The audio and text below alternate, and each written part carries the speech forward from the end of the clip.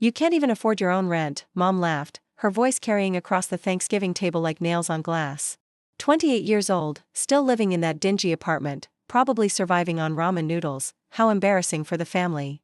Dad nodded in agreement, adding, "Stop pretending to be successful when you can barely keep your lights on," and I realized they had no idea I'd been paying their $4,800 mortgage for the past 3 years. The dining room in my parents' suburban Minneapolis home was packed with relatives who come to witness what had become an annual tradition, the ritual humiliation of Emma, the family failure. My younger sister Natalie sat across from me, fresh from her engagement to a pediatric surgeon, her 3-carat ring catching the light every time she reached for her wine glass. My older brother Christopher, recently promoted to partner at his law firm, carved the turkey with the satisfaction of someone who'd never disappointed anyone. "You're right," I said calmly, setting down my fork. "I should really reconsider my financial priorities." Mom laughed harder, the sound sharp and brittle. "Financial priorities? Honey, you need to have finances before you can prioritize them. When was the last time you even bought new clothes? That sweater has to be 5 years old." 6 years, actually. I'd bought it the day I signed my first major client, but I'd learned long ago that defending myself only provided more ammunition. Instead, I pulled out my phone and sent a quick email to my accountant, "Please cancel all automatic transfers to account ending in 4827, effective immediately." "Are you even listening?" Dad's voice cut through my thoughts. "Your mother's trying to help you face reality. You're almost 30 with nothing to show for it." "I'm listening," I assured him, watching the email confirmation pop up. "In fact, I'm taking your advice. Starting tomorrow, I'm going to focus on my own financial situation." Finally, Aunt Martha chimed in. "I've been telling your mother for years that enabling you wasn't helping. Maybe now you get a real job instead of whatever it is you do on that computer all day." "Consulting," I said, the same answer I'd given for 3 years. "Consulting," Uncle Bob repeated with air quotes. "Is that what they're calling unemployment these days?" The table erupted in laughter. Natalie smirked behind her wine glass. Christopher's wife, Patricia, patted my hand condescendingly. "Don't worry, Emma. Not everyone can be successful. Someone has to be the cautionary tale." I smiled, genuinely this time. "You're absolutely right. I'm the cautionary tale." The rest of dinner proceeded with the usual hits: how Natalie's wedding would be the social event of the year, how Christopher's children were gifted beyond measure, how everyone was thriving while I remained stuck in neutral. I nodded along, agreed with every assessment, and quietly made a mental list of all the automatic payments I'd need to cancel. The mortgage was just the beginning. There was Mom's BMW lease, Dad's country club membership, the family health insurance plan I'd taken over when Dad's business started struggling, the property taxes I'd been quietly paying, the home repairs I'd handled through a guy I knew who always seemed to give them amazing deals. 3 years ago, my parents had been on the verge of losing everything. Dad's printing business had collapsed with the digital revolution he'd refused to acknowledge. Mom's real estate career had tanked in a saturated market. They'd burned through their savings, borrowed against the house, and maxed out credit cards maintaining the lifestyle they'd grown accustomed to. That's when I'd stepped in. Quietly. Invisibly. Through a maze of corporate entities and automatic transfers that made it look like Dad's business had one last loyal client, like Mom had a mysterious benefactor, like their struggles were temporary setbacks rather than complete financial ruin. They never questioned the miraculous turnaround. Never wondered why the foreclosure notices stopped coming. Never asked how they could afford to keep living in a $800,000 house on essentially no income. Pride, I'd learned, made people remarkably incurious about good fortune they believed they deserved. "Emma, are you even trying to date?" Mom pivoted to her second favorite topic. "Natalie's friend Marcus is recently divorced. He's an accountant, very stable. Maybe if you put in some effort, dressed better, smiled more." "I'll think about it," I said, remembering Marcus from Natalie's birthday party. The one who'd spent an hour explaining why women over 25 were basically expired goods.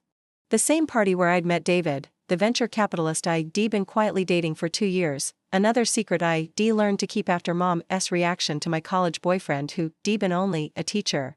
"You'll think about it?" Mom's voice rose. "You should be grateful anyone would consider dating you at this point.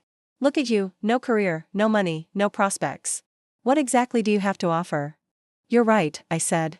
"I have nothing to offer." Finally, some self-awareness, Dad muttered. As dessert was served, Mom's famous pecan pie that I knew she'd bought from Whole Foods and transferred to her own dish, my phone started buzzing with text notifications.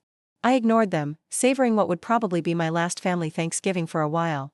"At least tell me you're saving something," Christopher said, his lawyer voice kicking in. "Even a few hundred a month." You can't live paycheck to paycheck forever. Actually, I said, I've been putting away about 40% of my income. The table went silent. 40%? Patricia laughed. What's 40% of nothing? You'd be surprised, I said. Don't lie to make yourself feel better, Mom scolded. We all know you can barely make rent. Which reminds me, you never thanked us for not charging you for storing those boxes in our garage. The boxes contained the awards I'd won for my work in digital transformation consulting. The physical recognition for helping Fortune 500 companies modernize their operations. Trophies and plaques that would have revealed that their failure daughter commanded $500 an hour and had a waiting list of clients stretching out 2 years. But sure, let's call it storage.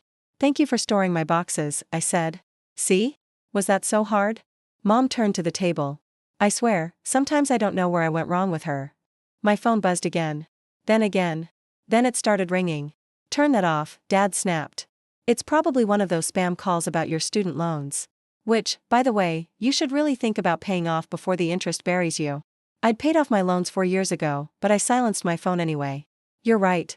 I should be more responsible with money. Finally. Mom threw up her hands. She admits it. Maybe there's hope for you yet, Emma. Though at your age, it's probably too late to build any real wealth. Probably, I agreed. The rest of the evening wound down with the usual rituals. Christopher showed off his new Rolex. Natalie passed around her wedding mood boards. Mom and Dad held court, dispensing wisdom about success to their captive audience while occasionally throwing pitying glances my way. As I helped clear the dishes, Mom cornered me in the kitchen. I hope you weren't too hurt by what we said. We just want what's best for you.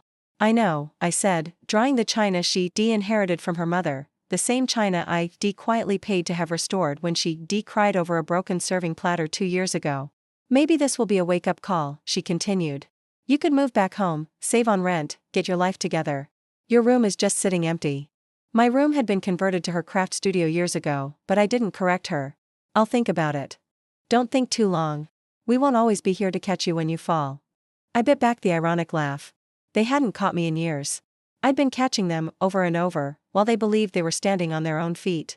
I left early, claiming I had to work the next morning, which prompted another round of jokes about what kind of consulting happened on Black Friday. The drive home to my dingy apartment, a carefully renovated loft in the North Loop that I owned outright, gave me time to think. By the time I walked through my door, my phone had logged 37 missed calls. I scrolled through the voicemails. Emma, it's Mom. Wells Fargo called about some kind of payment issue. Call me immediately. There's definitely something wrong with the bank.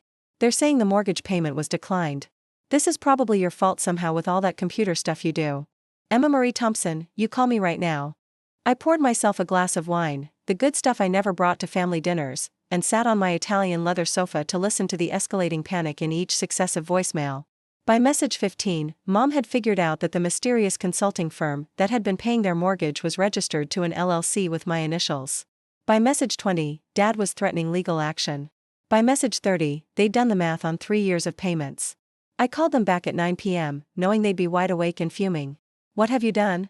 Mom screamed without preamble. I took your advice, I said calmly. I'm focusing on my own financial situation. Can't afford to pay other people's mortgages when I can barely make my own rent, right? You've been paying our mortgage? Past tense. Was paying. As of tomorrow, that's your responsibility again. But how? You don't have any money. You can't afford new clothes. You live in that terrible apartment. About that, I said. I live in a loft I bought with cash 5 years ago. I wear old clothes because I don't care about impressing people who already decided I'm a failure. And I can afford quite a bit, actually. Annual revenue just crossed 7 figures this year. The silence stretched so long I checked to make sure the call hadn't dropped. 7 figures? Dad's voice was weak. Before expenses, of course. But even after taxes and overhead, I do okay. Well enough to carry an entire family that spent 3 years telling me I was an embarrassment. We didn't know. Because you never asked.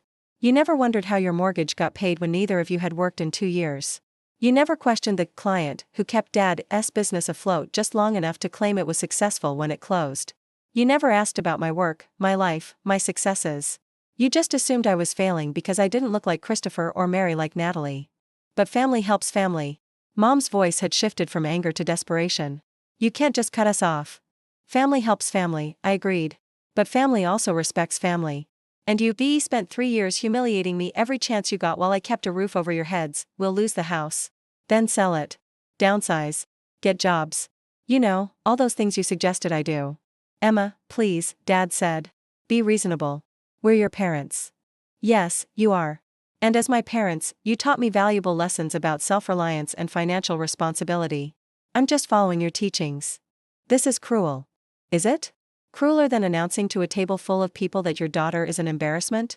Crueler than laughing about her failures while she pays your bills? Crueler than 3 years of constant humiliation? We'll tell everyone what you did. Go ahead, I said. Tell them your failure daughter has been supporting you. Tell them the family embarrassment is a millionaire. Tell them you've been living off the charity of someone you couldn't stop mocking. See how that goes.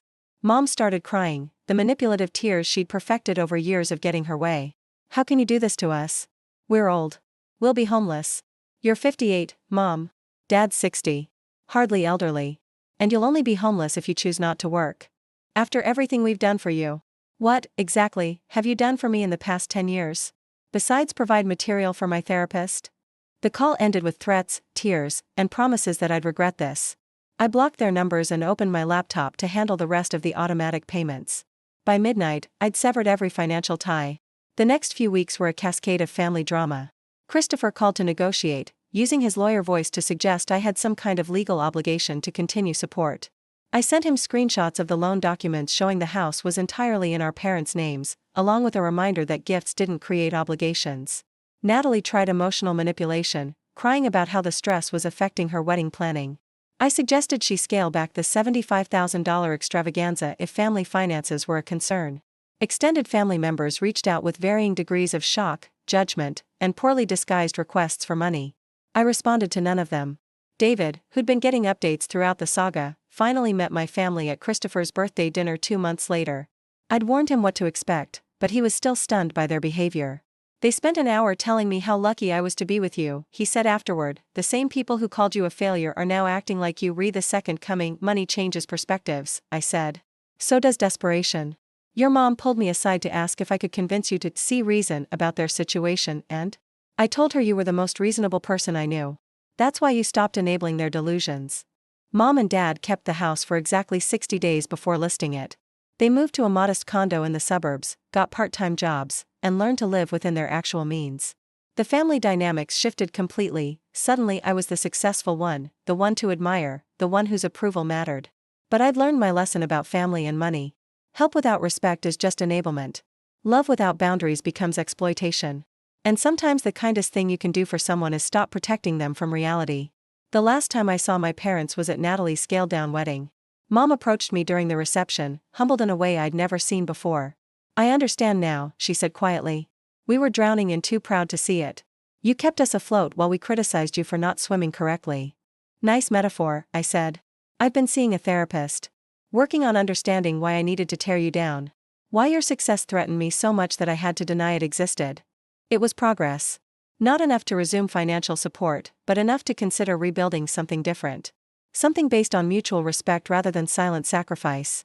You can't even afford your own rent, I repeated, smiling slightly. You were right about one thing, I couldn't afford rent. That's why I bought my place instead. Mom laughed, a real laugh without sharp edges. I suppose we deserved that. You deserved worse. You got a soft landing and a chance to start over. That's more than most people get when reality finally catches up. And it was. Because at the end of the day, they were still my parents. Flawed, prideful, often cruel, but human.